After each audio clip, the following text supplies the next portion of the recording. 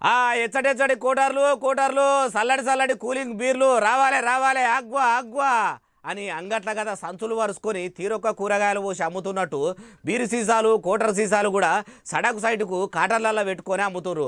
అగో బెల్టు షాపులే లేకుండా చేస్తామని సర్కారు చెప్తుంటే కోటర్లు కూడా రోడ్ల మీద పెట్టి ఏడా అమ్ముతున్నారు అంటారా చెప్తాపారి. పర్మిషన్ తీసుకున్నావా ఎవరి దగ్గర?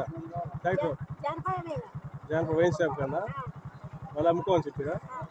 స్టిక్కర్లు వేసిరా వాటికి? ఎంత ఎక్కువ తీసుకుంటారు వాటికి? ఏమన్నా స్టిక్కర్ వేసినందుకు ఎక్కువ ఉంటాయా? 15 రూపాయలు ఎక్కువ. అంటే ఎన్ని కేజీలు కావాలంటే అన్ని కేజీలు ఇస్తారా?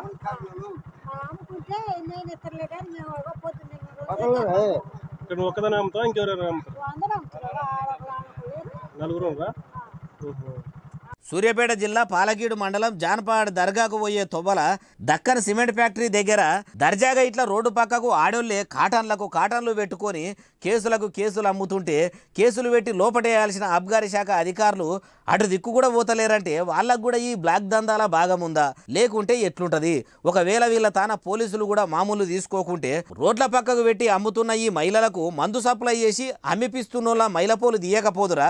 ఓ అబ్కారీ శాఖ మంత్రి జూపల్లి కృష్ణారావు గారు బెల్టు షాపుల కంటే బేపీకర్గా సడకుల మీద మద్యం అమ్ముతున్న వీళ్ళ సంగతి చూస్తారా? మా సర్కార్లో ఇట్లనే నడిపిస్తామా అంటారా? మీకే తెలవాలే సార్ అంటారు. బెల్టు షాపులు రద్దు చేస్తామని అప్పట్లో మీ వాళ్ళు చెప్పిన మాటలు మీకు అది చేస్తున్నోళ్ళు.